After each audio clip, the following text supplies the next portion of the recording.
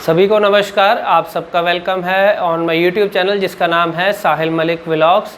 अगर आप न्यू हो तो ज़रूर सब्सक्राइब और शेयर कीजिएगा वीडियोस को।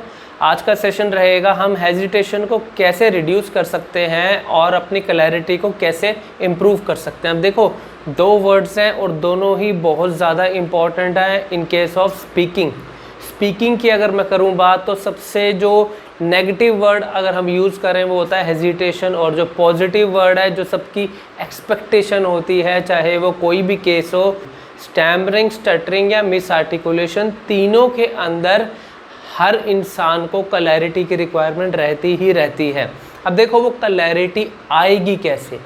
सबसे इम्पोर्टेंट चीज़ क्या है? हमारा आउटकम तो मेरे को आइडिया है कि मुझे क्लैरिटी में बोलना है, चाहे वो अल्फ़ाबेट्स की हो या फ्लो में हो या सेंटेंस में हो, कि मैं लगातार भी बोल पाऊँ, फ्लो में भी बोल पाऊँ और क्लैरिटी भी रेगुलर बेसिस पे आए। वो तो है हमारा आउटकम। और उसका नेगेटिव और उसका अपोजिट वर्ड मैंने आपको बताया हेजिटेशन। अब हेजिटेशन आती कैसे, आप पहले इस चीज़ को समझिए। हेजिटेशन का मतलब क्या है? अगर मैं कोई चीज़ को बोलने में शर्मा रहा हूँ या घबरा रहा हूँ या हेजिटेट होना, यानी कि मैं उस चीज़ को अवॉइड कर रहा हूँ कि मैं नहीं बोलूँगा। क्यों? क्योंकि आपको आइडिया है कि अगर मैंने कुछ बोला तो या तो वो गलत निकलेगा। अगर वो गलत निकला तो हो सकता है आपको लगता होगा कि अगर किसी ने मेरी ये गलत, अगर मैंने ऐसे बोला तो मेरी इंसल्ट ना हो जाए। तो ये कुछ माइंड में ना नेगेटिविटी आती है। ऑब्वियस सी बात है, नेगेटिव वर्ड है तो साथ में अटैच नेगेटिविटी होएगी। और वो हेजिटेशन, अब देखो कई बार होता क्या है, सिचुएशन मैं आपको बताता हूँ। स्टूडेंट्स के लाइफ के अंदर अगर मैं देखूँ तो उनको मैक्सिमम जो दिक्कत आती है वो आती है स्टेज पे जाके या फिर माइक पे जाके। अगर उनको किसी ऑडियंस को एड्रेस करना है तो वहाँ पे उनको सबसे पहला क्वेश्चन यही मिलेगा कि मैं क्या बोलूँ, कैसे बोलूँ। अगर ये हेजिटेशन आ रही है तो देखो, नर्वसनेस वो हर किसी में होती है। नर्वसनेस और हेजिटेशन थोड़ा सा फ़र्क है। नर्वसनेस मतलब एक इंसान शुरुआत में नर्वस हो सकता है, लेकिन जब वो अपनी बात रेगुलर बोलेगा तो वो सही बोल सकता है। लेकिन जो बंदा हेजिटेट कर रहा है वो शुरू में भी हेजिटेट है, बीच में भी हेजिटेट रहेगा, और जब एंड तक उसकी बात कंप्लीट होगी वो हेजिटेट ही करता रहेगा। हेजिटेशन को अगर रिड्यूस करना है तो अपना माइंडसेट को ठीक कीजिए सबसे पहले।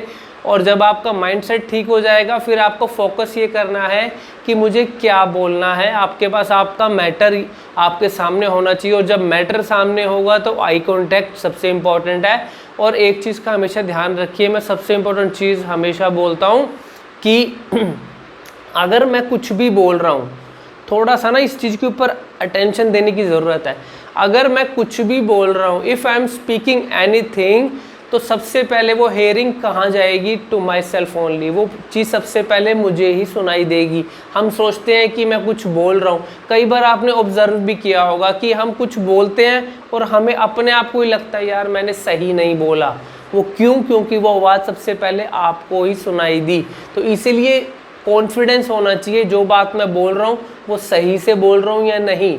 अब उसके बाद है क्लैरिटी। अब देखो, क्लैरिटी आती कैसे है, उसके पीछे भी कुछ ना लॉजिक रहता है, कुछ फंडामेंटल हैं। अगर आप उन चीज़ों को ईजिली अगर इम्प्लीमेंट कर लोगे तो क्लैरिटी कभी भी आपकी ख़राब नहीं होगी।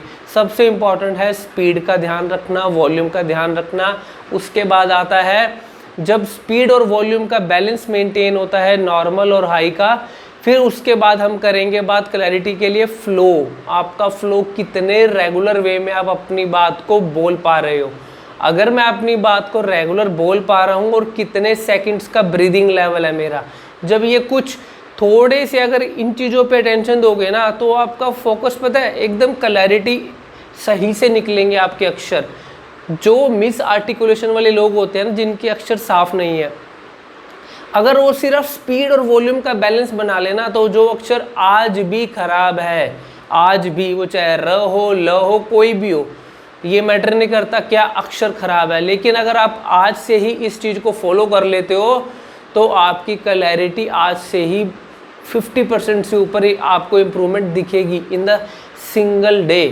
एक दिन के अंदर 50% से ऊपर इम्प्रूवमेंट लेनी है तो स्पीड और वॉल्यूम का बैलेंस अच्छे से मेंटेन करना सीख लो, एक दिन की अटेंशन से सिर्फ। उसके बाद देखो अब होता क्या है, मैं लोगों के सामने बोल रहा हूँ, फ्रेंड्स के साथ, फैमिली के साथ, कोई दिक्कत नहीं। जब मैं अननोन के सामने जाता हूँ तो मैंने अभी एक ऑनलाइन सेशन दिया था और वो क्लाइंट आई थिंक मेरे से लिया था उन्होंने, और वो इंटरनेशनल सेशन था, जर्मनी से था, आई थिंक नीदरलैंड से शायद।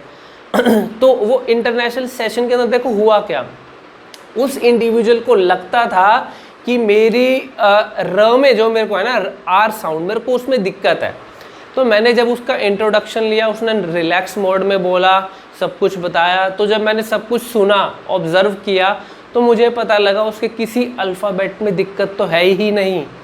अब वो कहता है कि सर मैं सिंगर भी हूँ, मैं यहाँ यूरोप के अंदर मेरा जो इंटरेस्ट है सिंगिंग का ज़्यादा है। तो वो जब सिंगिंग के अंदर आता है, कोई भी लाइन बोलता है तो कोई आर अल्फ़ाबेट आता है, तो वो आर अल्फ़ाबेट उसको दिक्कत में ला रहा है, और एक्चुअल में तो उसके आर अल्फ़ाबेट में कोई प्रॉब्लम है ही नहीं। तो ये क्यों प्रॉब्लम आई उसे प्रॉब्लम आई, उसका स्पीड और वॉल्यूम का बैलेंस अनबैलेंस हो चुका था।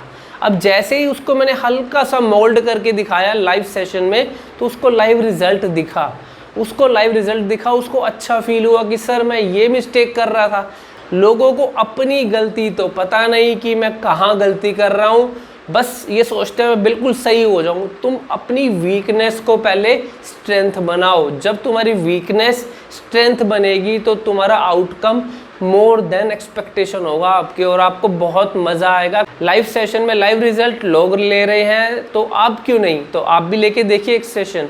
फॉर मोर इंक्वायरीज मेरे वीडियो के कमेंट सेक्शन में ज़रूर लिखिएगा। Happy to help you. Thank you very much. God bless you.